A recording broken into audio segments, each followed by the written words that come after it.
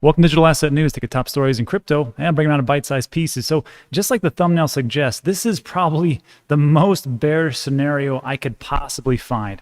And it's from Seeking Alpha. The author is Clem Chambers, and it talks about Bitcoin crash 2021, moon or doom. Take a close look at these charts. And we're going to take a look at the charts, what he's talking about, and I'm actually going to bring in an alternative opinion from CJ Reichel, who is from Market Rebellion, and we'll do a quick interview about what he thinks if this is even remotely possible. On top of that, we'll take a look at what is going on with Bitcoin mining as Bitcoin miners are getting into the nuclear power division, which I think is pretty fascinating. And also, I want to take a look at a really good interview from Tony at Thinking Crypto as he brings in Alex Mashinsky, who says that the bull run is still on, and he still predicts Bitcoin at 160,000, and he lets lay that they are also getting into Bitcoin mining over there at Celsius. And then finally, I just want to do a quick update and tell you that I will be on Invest Answers with James tonight in about an hour or so. So let's push this video out as fast as we can, huh? All right, so that is what is going on. Let's take a look at what's going on in the market, and it is just downright awful. I think it's the 15th, July 15th, and that's what's going on, 1.28 trillion market cap. Hey, we knew July was going to suck, and it did not disappoint. So here we are. So let's take a look at what is going on as far as like behind the scenes and how the coins themselves are not doing so hot. So what do we got here? So we got Bitcoin, and it looks like we're at $31,000 for 5. So it's still about 30. That's not too bad. 24 hours down 5%. Ethereum is down 5%. Tether, nobody cares. Binance Coin, and pretty much 5 to 6, even 7% down. 10% for Matic. Ouchie. That's pretty bad. And then, yeah, just keeps going down, down, and down. And it doesn't really matter just how great the news becomes or what's going on. We see that this narrative, there's only so much they can push. And what it says to me is that to make it very simple, there's more sellers than there are buyers. And that's really what it comes down to, bulls and bears. So let's take a look at one of the most bearish that I have ever possibly seen. And this was sent to me by a subscriber on Twitter, and I had to cover it because when I saw it, I'm like, this is just one of many type of articles that are going to come out for a super bearish scenario. So yesterday I talked about how I am continuing to buy into cryptocurrency. I continue dollar cost average. I just did it today, as a matter of fact, on Voyager, on my automatic purchases. And the reason I bring this to everybody's attention is because when I was going through this in 2017, 2018, all the channels were the same. They were like, it's going to the moon. It's going to the moon. 8,000, 12,000, 19,000, almost 20,000. It's going to the moon. It's going to the moon.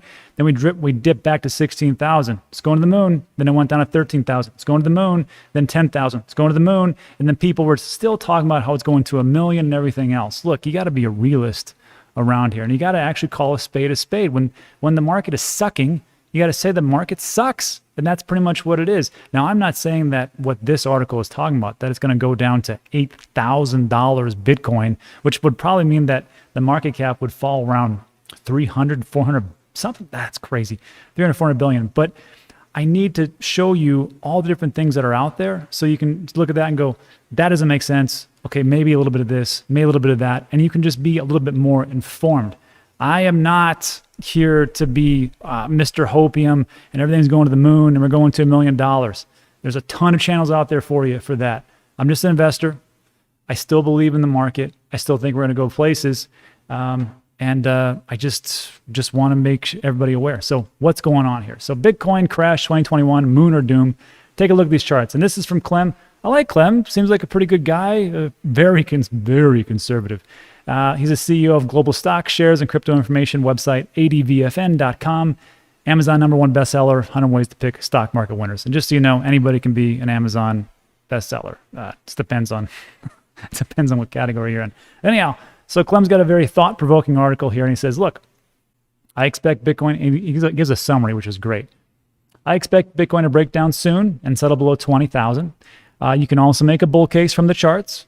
From a TA perspective, it might be a classic W form recovery, and it's a trader's paradise, but noise trading is an extremely difficult and costly game. So just be aware and just be very careful. And that's why, like, when we talk about things as far as like what to trade, if you are a trader, that's why we take a look at Trade the Chain for sentiment analysis. That's why I bring in my friends over there at Market Rebellion so you can learn about technical analysis. And you can do some fundamental stuff, which is what I usually talk about. So this is why, like all the noise, it's best to get as much information as you possibly can. So Clem here says, this is crazy.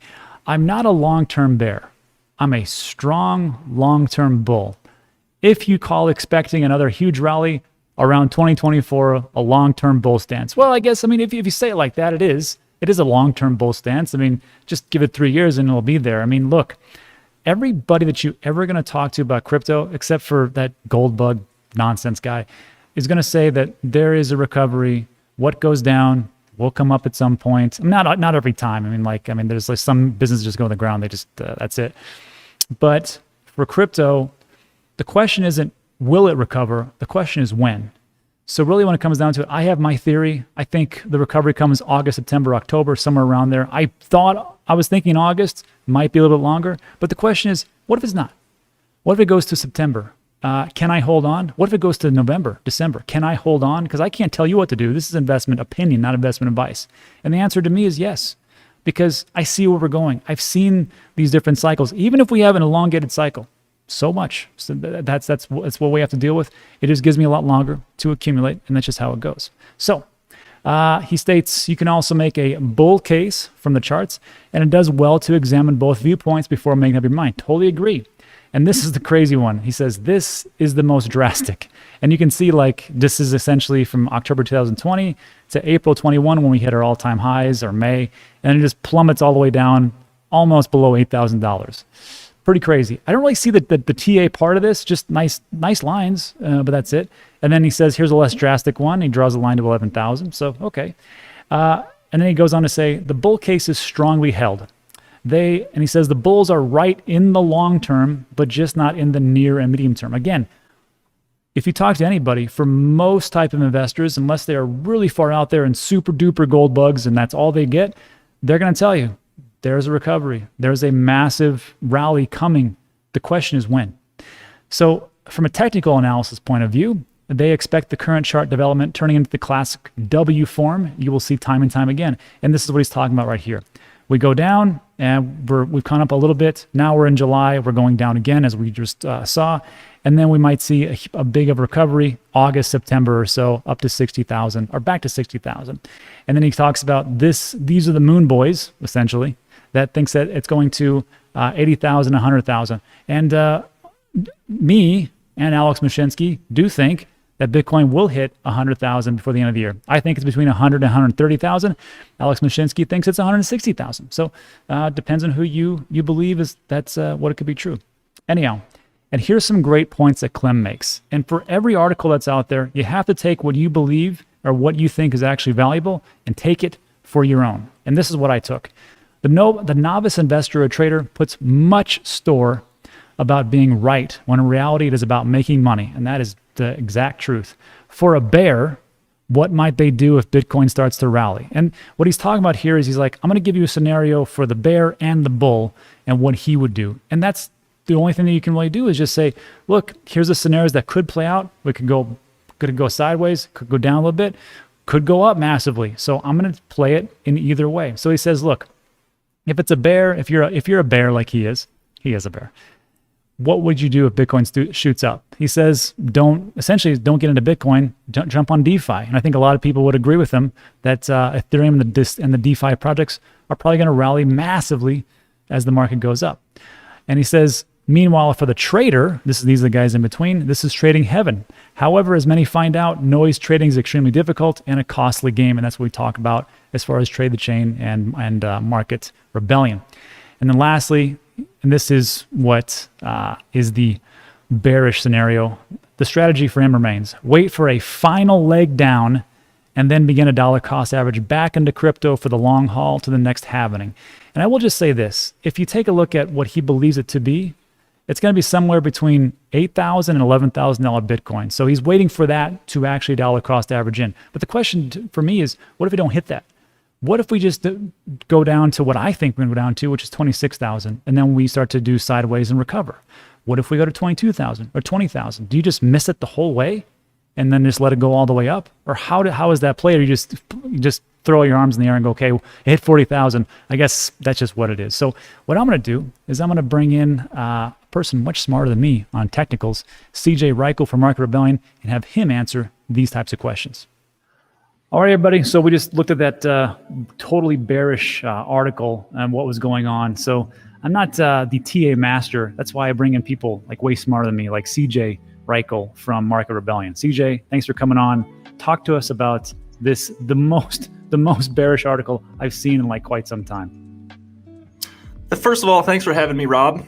Honored to be back on Digital Asset News. But yeah, that I saw you send me that earlier this morning, and that was like the most bearish outcome I had really ever seen from a TA perspective. And many times what I've said, when I come on here, is that, although I love technical analysis, it's more for perfect entry and exit points as opposed to the overall fundamental structure of the trend. I always think it's important to have a good understanding of fundamentals, things like the stock to flow ratio, to kind of pair with your own technical analysis. That's just kind of always my approach. But would you like to get into some of these charts then? Let's take a look. Because, first of all, it's just interesting how this all kind of played out. So this was the article we just talked about. So talk to me about how this looks to you and the whole setup. This was this was the astronaut version. This is the moonshot. And then, whoops, up here, this was the most bearish version you could possibly get. What can I really say about that? Like, I do see us currently breaking critical levels, namely at 32 and 31K. And I have a chart that I'll show in just a moment here that is a little bit more thorough analysis, I guess I'll say. Sure. But this chart really has no bottom, right? Like, it goes even way below 20K, which I just don't really see as being practical. I mean, I can tell you firsthand, just on the institutional side, there's an immense amount of interest building, whether it be through, new clearing houses emerging within investment banks or various cryptocurrency hedge funds coming up. The interest in the space is still increasing. And, when you think about that fundamentally, I don't think it matches the technicals when you just put, a straight line down, which is a breakdown from this head and shoulders pattern. So that's what I would have to say about that. But I would love to be able to show kind of my own interpretation or forecast of what we might see in the coming weeks to months. Sure. Yeah, and then pull that up. And then I'll share with everybody. And while you're getting that, let me just make mention of, if you are looking to follow somebody who's been in the space for quite some time, CJ's got a great Twitter showing over there at Chris Reichel. And I'll put that link in the description below. But if you're just looking for practical information about technical analysis and really breaks it down, and not only that, I like how CJ also quotes a lot of the elders or the old sages in the traditional market space. I've seen a bunch of Rothschilds. I've seen a bunch of different things, and like it's all like sound advice, and it's the same thing that I've been talking about for a long time.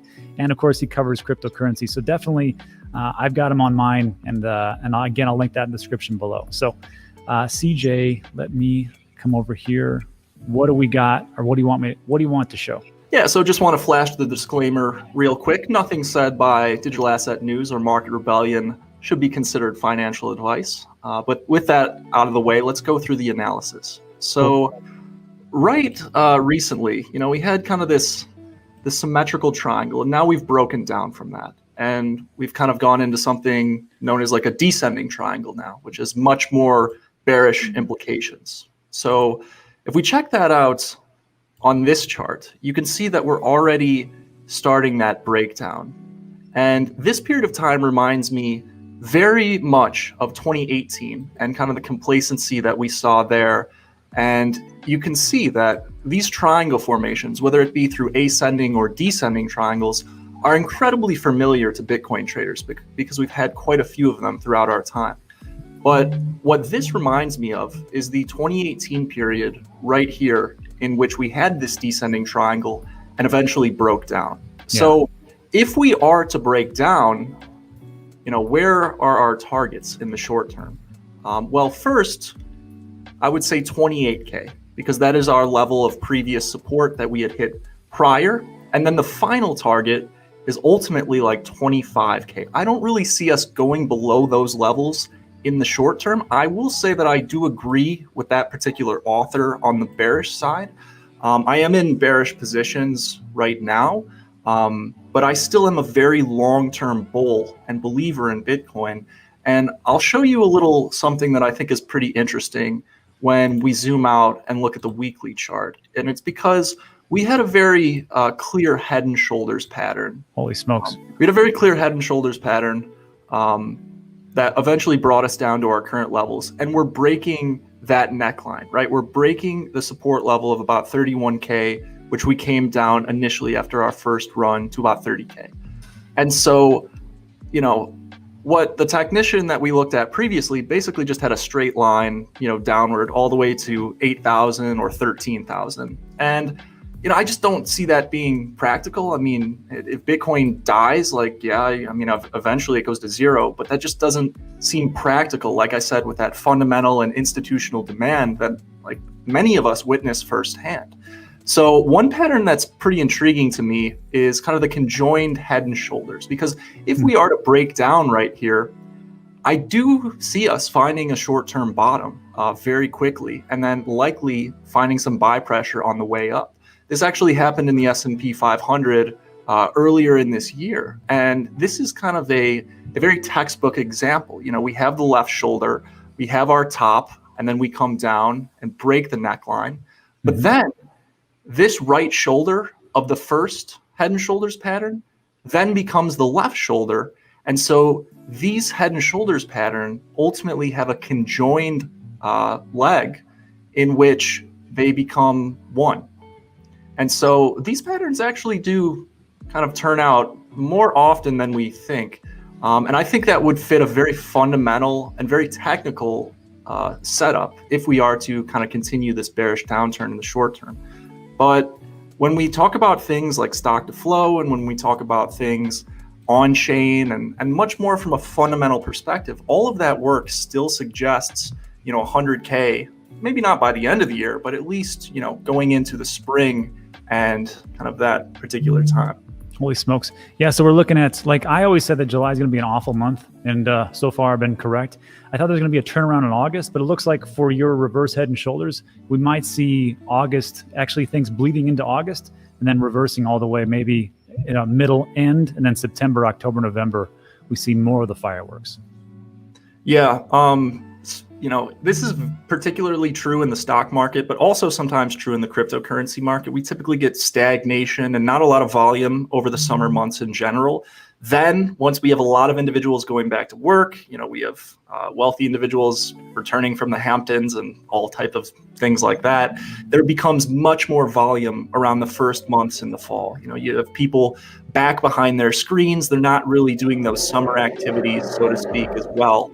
And so I think that we will likely begin another leg up to the bull cycle sometime in the fall or winter of 2021, towards the end of the year. It just, you know, markets are cyclical. It's something that cannot be really denied. It's not an absolute, but historically that would suggest something of that sort. Yeah. So like I've always said, like I believe, I don't know anything. No one really knows. No one's got a crystal ball.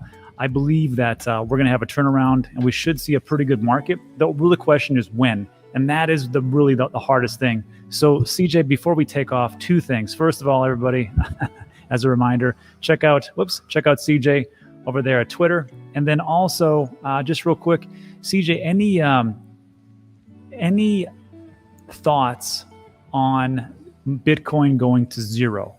What would be the scenario where Bitcoin goes to zero? Because I was listening to Alex Mashinsky over on Kitco, and they asked him the same question, and he was like, and he had a reasonable answer. But I just want to hear yours. What do you think that it could actually happen?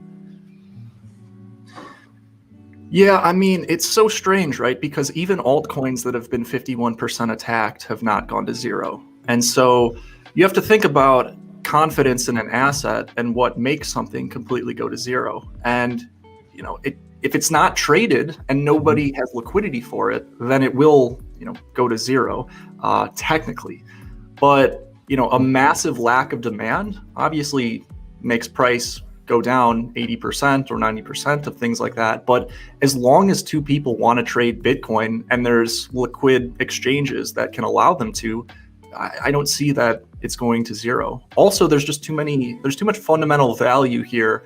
The concept of being able to send a scarce digital asset anywhere in the world in under 30 minutes is an incredible value proposition. And it still kind of amazes me that certain people will deny that has value, because I do believe it has a significant amount of value. So yeah. I'm interested to hear kind of what Alex Mashinsky said and how he answered that question as well. He pretty much said no. That was pretty much it. He's like, no. And then the reporter from Kitco, he said, what do you think about, quantum computing? And he said, look, he goes, I was just on a panel with the quantum computer experts about a week ago. And then he says, we're like 3 or 4 years away. And then some different blockchains are already quantum computer resistant. So he goes, and we've got 4 years to do this. So he just said, no, it's not going to happen. Anyhow, that's it. Again, CJ, thanks for coming on. And then let's jump back. All right, thanks, CJ. So I hope that made a lot of sense. And again, just follow CJ over at Twitter, links in the description. So now what I want to do is move on to what I think is pretty darn interesting, actually. Nuclear-powered Bitcoin mining. And there's the big uproar about clean energy and so on and so forth. So here's the cleanest you can, I'll get to that. Compass Mining partners with Oklo to power Bitcoin mining operations with advanced fission. Bitcoin mining firm Compass Mining announced the company's entered a 20-year partnership with Oklo Inc., a California-based firm that provides clean, emission-free energy via advanced fission. So this, to me, I think is the next step. If you want the cleanest and reusable, here it is, and this is how they do it. So the Bitcoin Mining Council published a report that estimated around 6% of Bitcoin's 256 hash rate was powered by clean energy. Pretty good. Although, depends on who you ask, they just want to dismiss that and go, no, it's all coal-powered and, run by kids or whatever. So anyhow, on Wednesday, the Bitcoin mining company Compass Mining announced it's partnering with Oklo Inc. in order to acquire clean energy. Details that Oklo will provide 150 megawatts of power to Compass for the first phase of the partnership. Here's a nice little view of an artist's rendering of what it could look like. Looks like Little House on the Prairie just in the future. And Oklo highlights that the firm's advanced fission process can produce power for Compass for 20 years. And this is what's interesting. And I need to get somebody from Oklo to come in. It states here, there's never a need to refuel with advanced fission processes. And Oklo's advanced fission powerhouses also leverage capabilities to turn nuclear waste into clean energy. I don't know how they make that miracle happen, but I'd love to know. Basically, advanced fission is a form of nuclear fission in which an atom's nucleus is split into either 2 or more smaller nuclei. The process introduces an output of neutrons and gamma photons, which can be leveraged for all types of energy purposes. So look, if that went over your head, you're not alone. It sounds great, sounds good. I'd love to interview somebody about that, which leads me to my next point where we talk about Alex Mashinsky. So this was on Tony's show, Thinking Crypto. Check it out, link in the description. I'm not going to play it. You can watch it. And really what it comes down to this, Alex reveals that Celsius is getting into the Bitcoin mining. They put $200 million into Bitcoin mining, and they said they actually did it pretty much right before this huge China ban, so it was like a real perfect time. So if you're looking for like yield and things like that, they're doing everything they possibly can. On top of that, he talked about how they have a transparent community and how you can actually look into what is being used and spent throughout the whole Celsius network, which I think is a new process. So to take a look at that, I just thought it was interesting that Celsius is getting into Bitcoin mining. They are here in West Texas, and I wonder if they're going to partner up with Oklo for clean energy and nuclear fission. So let me know what you think about that in the comments section. And then lastly, I would just want to talk about, I will be on James's show over there at Invest Answers. And if you haven't watched James, the guy's real smart, real math, real conservative. I mean, way more conservative than I have ever been. Not as conservative as Clem, but pretty conservative. So check us out in about 30 minutes or so. It's 1 p.m. here. It'll be 1 p.m. in about an hour or so. And that is it for today. So look, thanks for watching all the way to the end. I know it's kind of a little bit longer, but there's so much stuff going on. And again, I only put this out not to spread FUD, but just so you know, there's going to be these types of articles out there, and you really have to break them down into what people are saying, take the information that is relevant to you and what you think is correct, and move on from there. This is not investment advice, just investment opinion, but I still believe in the long term functionality of crypto and the digital asset market. I will continue to dollar cost average, and I think there is a huge rally on the horizon. All right, so thanks so much. Give it a like, give it a subscribe. See you on the next one, or I'll see you on Invest Answers. See ya.